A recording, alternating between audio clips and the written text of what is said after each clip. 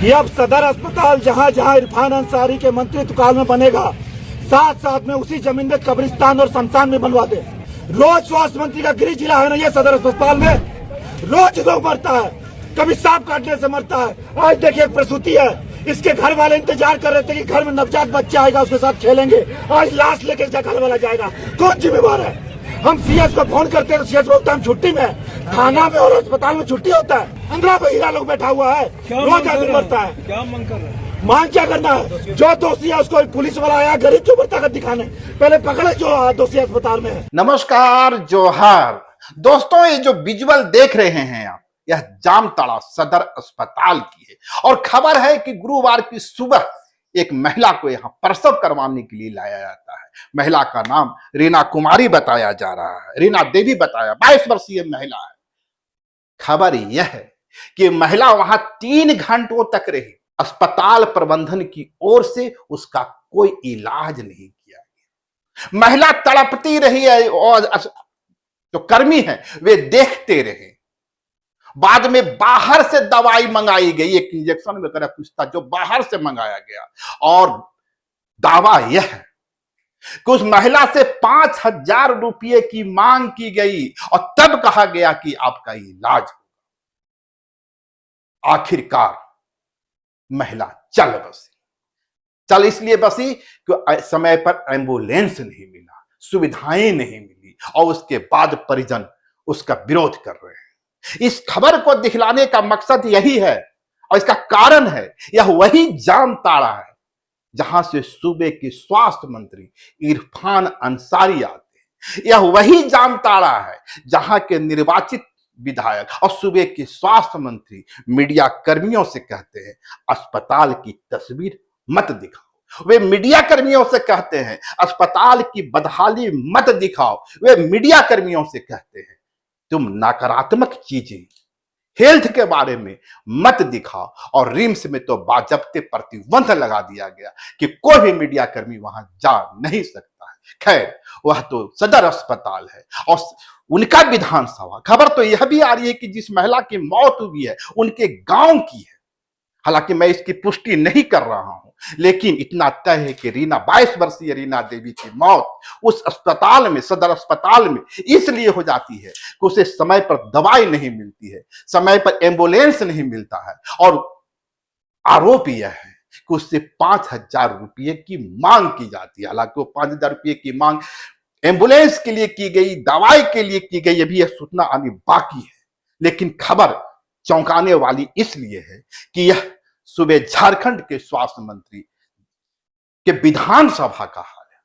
आपको याद होगा अभी कुछ दिन पहले ही शिवानी नाम के बच्ची की मौत हो जाती है गुमला में। उसके पेट, 9वीं क्लास की बच्ची, उसके पेट में दर्द होता है, उल्टी होती है, सिर में दर्द, उल्टी।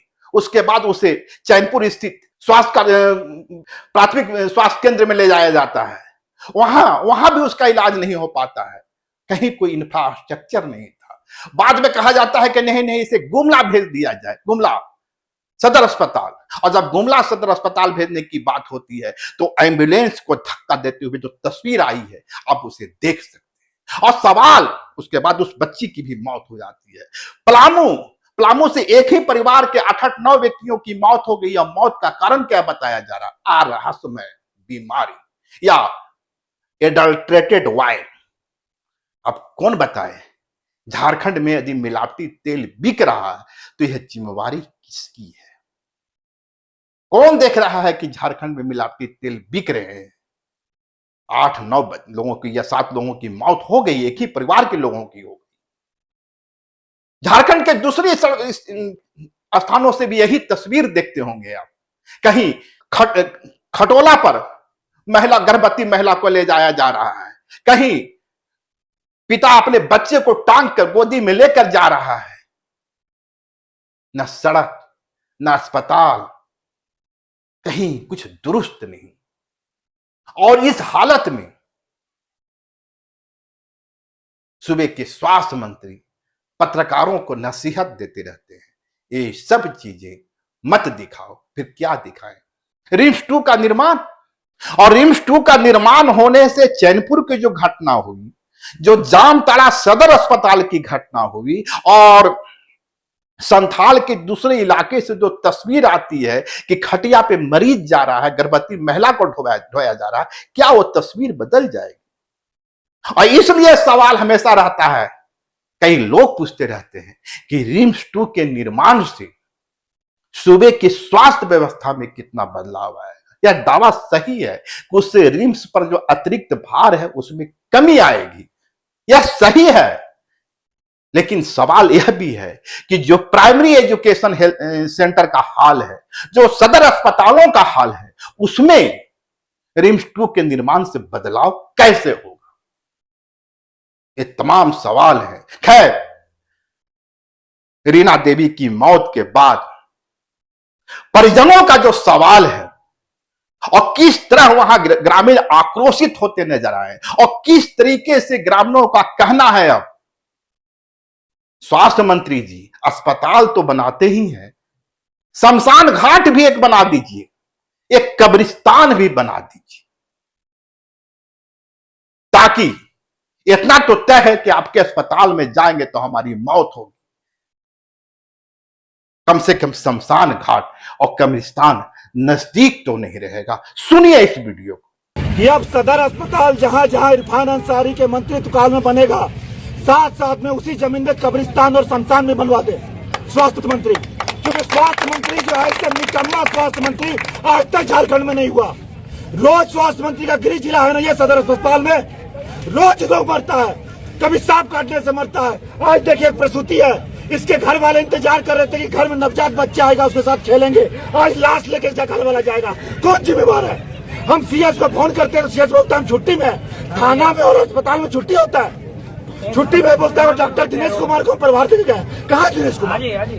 बोलता है लिखित में दीजिए कि आदमी मरा है, दिख नहीं रहा, अंधा है अस्पताल वाला, क्या पाया गया? अंधा है जहाँ पे, अंधा पे हीरा लोग बैठा हुआ है, रोज आदमी मरता है। क्या मांग कर रहे हैं? मांग क्या करना है? जो दोषी है उसको पुलिस वाला आया गरीब के ऊपर ताकत दिखाने, पहले पकड़े जो दोषी अस्पताल में है। लापरवाही का मामला दर्ज हो, इसमें लापरवाही का मामला दर्ज होना चाहिए। एक नवजात शिशु जिसके घर में आने वाला था, वो प्रसूति के घर में आज लाश जाने वाली है, किसके कारण? तड़प के जान गई है। तड़प के जान क्या है? हम वहीं पर थे, हमको तो लग रहा अब अस्पताल में जान बचता नहीं है, मरता है। वही बोले शमशान और कब्रिस्तान बना दे। मरने के लिए हॉस्पिटल आता है सर। आपने सुना? आपको लग सकता है यह जामताड़ा के किसी व्यक्ति की पीड़ा है, नहीं साहब। सूबे झारखंड में स्वास्थ्य व्यवस्था का जो हाल है, करीबन हर जगह से यही पीड़ा सामने आ रही है। और सरकार, स्वास्थ्य मंत्री अपने बयानों को लेकर सुर्खियों में रहते हैं। जहां भी मीडिया कर्मी मिल जाए, उनके अंदर छटपटाहट, पेट में गैस होने लगता है। कुछ तो बोलना है, पीएम मोदी को बोलना है, भाजपा को रगड़ना है, इसको रगड़ना है, उसको रगड़ना है, आरएसएस को रगड़ना है। रगड़िए न साहब, इन लोग को रगड़िए, पर झारखंड के स्वास्थ्य व्यवस्था को क्यों इतना रगड़ रहे हैं, जरा इसका भी तो जवाब दीजिए। शुक्रिया, नमस्कार। लाइव लगातार के वीडियो को लाइक करें, सब्सक्राइब करें और बेल आइकन को दबाना न भूलें।